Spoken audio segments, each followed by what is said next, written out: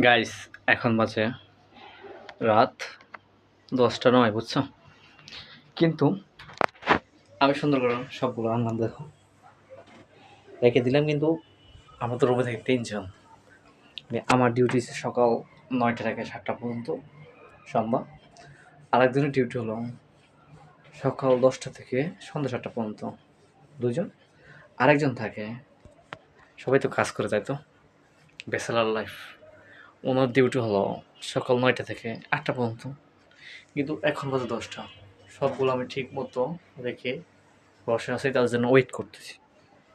এখন কিন্তু আসে না, বুঝছো? আজকে যেহেতু বৃহস্পতিবার রাত, তাই কাজ একটু বেশি থাকে অনেকের। আমার থাকলে আমি এতক্ষণ থাকতাম অফিসে, বুঝছো? এর আগের দিন ছিলাম রাতের 2টা পর্যন্ত ছিলাম অফিসে। ওভার টাইম ছিল কম বেশ অল্প।